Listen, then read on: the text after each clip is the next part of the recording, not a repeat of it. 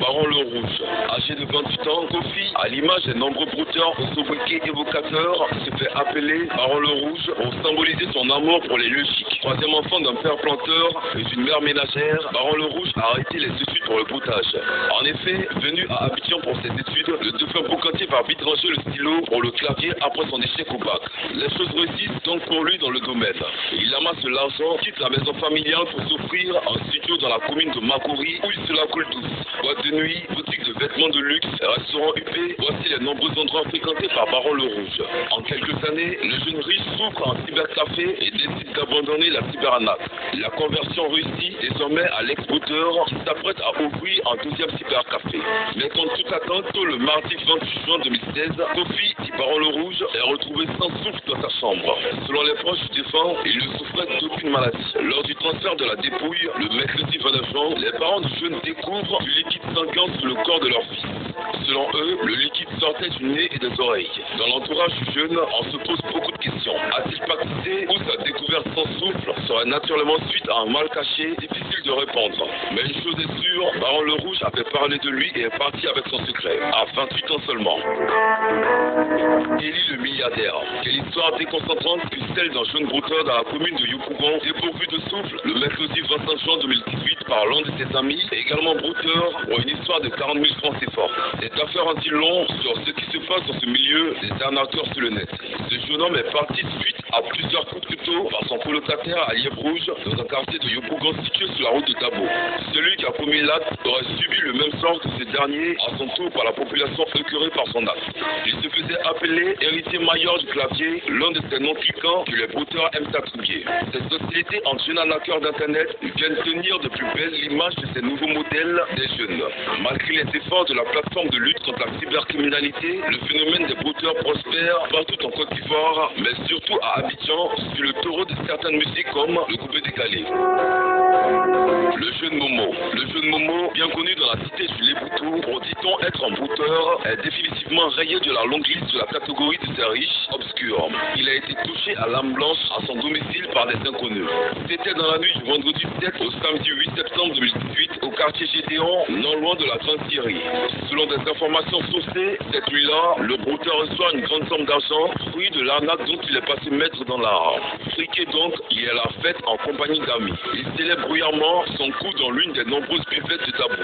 À présent, il est à peu près plus de minuit quand les fêtards, visiblement fatigués, se quittent. Momo regagne alors immédiatement son domicile. Est-il à ce moment-là pris de filature par des inconnus? À cette interrogation, nos informateurs restent perplexes.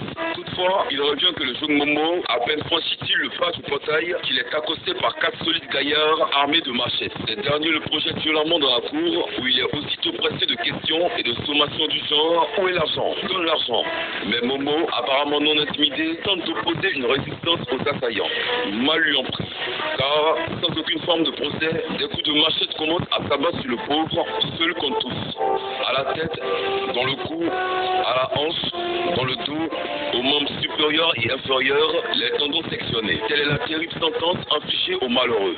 Momo, littéralement déchiqueté, se vide de son sang et perd son souffle sur le champ. Une véritable boucherie. Après leurs odieux forfaits, les tueurs prennent la tangente. Alertés le matin, les hommes du commissaire Soro débarquent sur les lieux au constat d'usage. Une foule est aussitôt tissée autour de la ville par les flics en vue de mettre la main sur les meurtriers du brouteur. À cet effet, selon des indiscrétions, les agents de la police détiennent de précieux indices qui pourraient les conduire sur la piste des individus. Mais cela ne ramènera pas certainement le jeune Momo. Les frères Botibi Serge et Botibi Franck. Les frères Botibi Serge et Botibi Franck, âgés respectivement de 18 et 17 ans, sont morts de façon très étrange le même jour à Dabo, soit le jeudi 26 janvier 2012. Au quartier Gédéon où ils vivaient, l'affaire fait grand bruit. Mais pour de nombreuses personnes, parmi lesquelles des amis des jeunes hommes, cette double tragédie porte la griffe de marabout. Des renseignements glanés auprès des proches voisins, amis du quartier, la version est identique. En effet, il ressort qu'au mois de novembre 2011, Les deux frères qui caressent le désir de faire fortune dans le broutage se rangent sur un marabout de la ville. Une fois sur les lieux, ils expriment leur désir d'avoir un coup de pouce occulte afin d'atteindre les objectifs. Leur interlocuteur se montre favorable. Ensuite, ils exécutent leurs souhaits. Après plusieurs incantations dont lui seul a le secret, l'œuvre du marabout porte aussitôt ses fruits. Toujours selon les sources, le canari du marabout se remplit de pieds de ventre. Mais lorsque les frères subjugés, le marabout leur fait signe de patienter quelques jours encore. Une semaine plus tard, lorsque les deux prétendants à la fortune pointent le nez chez le marabout, le constat est amer. Ce dernier est introuvable. Pour eux, il n'y a pas de doute. Le mystique s'est taillé dans la nature avec le margot produit par le sang. Il décide alors de saccager le domicile de celui qu'ils accusent d'avoir abusé d'eux. Le mercredi 25 janvier 2012, alors que la maisonnée s'apprête à gagner le lit, ils sont tous deux frappés par un mal étrange et perdent le souffle par la suite. Pablo de Woy. Un jeune homme connu sous le nom de Pablo de Woy a été impliqué dans un terrible accident pendant le week-end qui a conduit à son départ. Les détails sur l'accident tragique sont très sommaires, mais les photos faisant des tournées qui ont été aperçues par Africa News suggèrent que c'était horrible. Selon certains rapports, Pablo était un garçon Sakawa qui était basé dans la région de La Paz à Accra. Beaucoup de ses amis se sont tournés vers les réseaux sociaux pour exprimer leurs condoléances. Richard, qui était dans la même voiture avec Pablo avant l'accident, l'a décrit comme une bonne personne. Frère, nous étions dans la même voiture avant que cela se produise. C'est le jour le plus triste de ma vie. Tu m'as fait du bien depuis que nous nous connaissons. Repose en paix, mon frère. Don Little, qui est également un ami de Pablo, a révélé qu'il avait laissé derrière lui une femme et une fille qui n'ont pas encore été nommées. Pablo de Woy, je suis avec ta femme et ta petite fille. S'il vous plaît, ils ont besoin de vous. Revenez, a-t-il déclaré. La nouvelle qui a éclaté tôt samedi matin a laissé nombre de ses amis et de ses proches incrédules et en état de choc. Un garçon Sakawa perd son souffle après avoir été en contact avec de l'eau. Lui et ses amis étaient allés voir un spiritualiste pour les aider à joindre les deux bouts et à progresser de leur carrière musicale. Le spiritualiste leur a ordonné de ne pas se baigner pendant un certain temps dans le cadre de leurs règles et règlements. Le défunt, qui n'a été identifié que comme Collins, a cependant oublié l'ordre après avoir bu de l'alcool et a décidé d'aller nager au bord d'une piscine qu'il avait visitée avec ses amis. Il serait parti juste après avoir été en contact avec de l'eau de la piscine. Son corps a depuis été déposé à la morgue de Winneba en attente d'autopsie. Le commandement de la police a également ouvert une enquête sur l'incident. Kelvin Atani et Erka. Une section des médias sociaux kenyans a été plongée dans un état de choc et de deuil après la mort de deux jeunes hommes soupçonnés d'être des gamins à Awosi, une banlieue d'Accra. Les deux jeunes hommes identifiés comme Kelvin Atani et Erka sont décédés après avoir été impliqués dans un accident dans une nouvelle Mercedes-Benz achetée par Kelvin Atani. Les détails sur le tragique accident sont très sommaires. La nouvelle de la mort de Kelvin et de Erka a fait sensation de nombreux hommages affluents sur les réseaux sociaux de la part de ceux qui connaissaient le défunt. Récemment, les deux ont fait des nouvelles sur les médias sociaux en affichant leur iPhone 11 Pro. Le travail et mat qu'ils font n'est pas clair, mais beaucoup de leurs amis ont allégué qu'ils escroquent pour gagner leur vie, ce qui est connu sous le nom de Sakawa. Voilà, c'est tout pour cette vidéo. Si vous avez aimé la vidéo, n'oubliez pas de la liker et de la partager avec vos amis. Et si vous aimez le contenu que nous faisons, abonnez-vous à la chaîne et activez la cloche de notification pour ne plus jamais rater une vidéo. Cependant, on se dit à bientôt pour une nouvelle vidéo.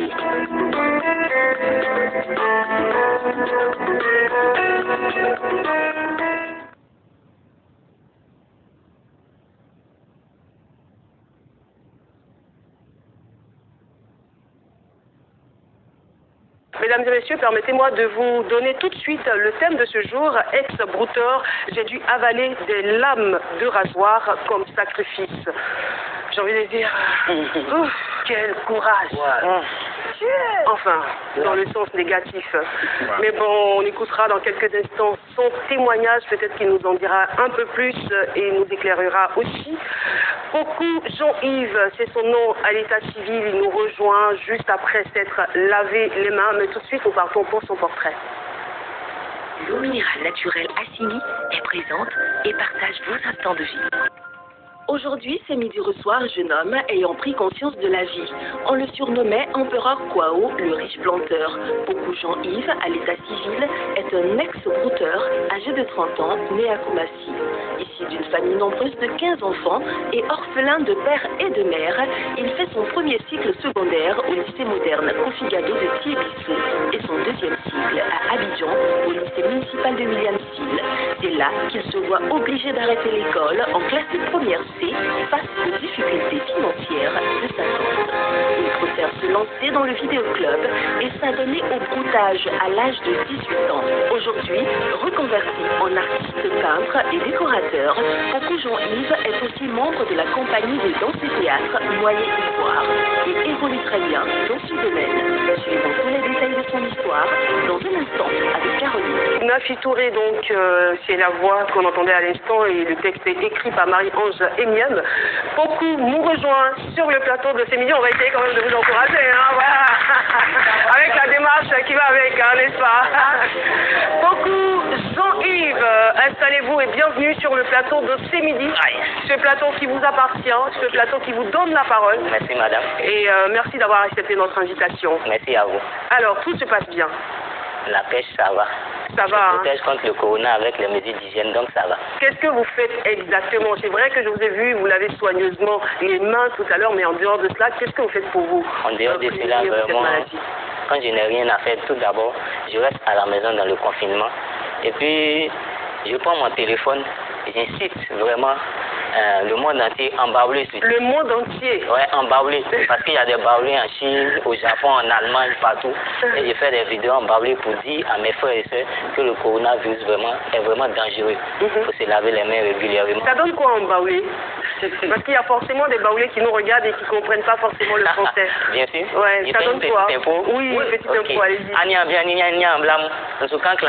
Coronavirus ngabe befleke kofi blue glan okunsamu mankanklamu onzi de sanu kusuma te abu tango abrewa isa ikusuma installe omuswai afanunu oyima kafanunu oyima ni onwai ade fa wuro posunu fun afayi poubelle mankanklamu otite salali ke fiye gwaso kauro. Merci, bravo. Bon, c'est quoi? Comment on dit merci? Merci. Merci en baoulé à un homme, on dit quoi? Gloire. D'accord, gloire. Et voilà, nous allons donc retrouver Dr Philo à présent, mais avant il faut savoir que le broutage, c'est une expression de rue qui désigne la narque via Internet. Dr Philo, ex-brouteur, j'ai dû avaler des lames de rasoir comme sacrifice. Votre opinion nous intéresse également. Le thème du jour, selon Dr Philo. Je me demande comment est-ce qu'il faisait à l'époque, quoi, franchement, avaler des lames du rasoir, franchement. Mais vous êtes peut-être protégé à vie contre le virus, parce que là, quelqu'un qui a déjà lame dans son corps. Non, c'est pas, non. Pour l'instant, on n'a pas de méthode préventive, hein. Mais quelqu'un qui a lame dans son corps, le virus va aller faire quoi? Franchement, mon frère, vraiment, heureusement que tu es ex-brouteur, sinon, vraiment, franchement, j'allais dire, ouais, comment avaler lame même? J'aurais compris s'il avait dit que c'était des herbes parce que c'est l'émission qui mais là, lui c'est pas sûr, je comprends rien. Et je suis sûr qu'il ne savait pas ce qu'il faisait à l'époque au fait. Parce que généralement dans ce genre de conditions là, tu poses des arbres que tu regrettes après parce que comme on le dit, on ne peut pas rester dans Magnan pour arriver Magnan. Quand tu es dedans, toi-même tu te dis, même lui, tu lui donnes les guillemets, il ne peut pas avaler. Parce qu'il était dans un autre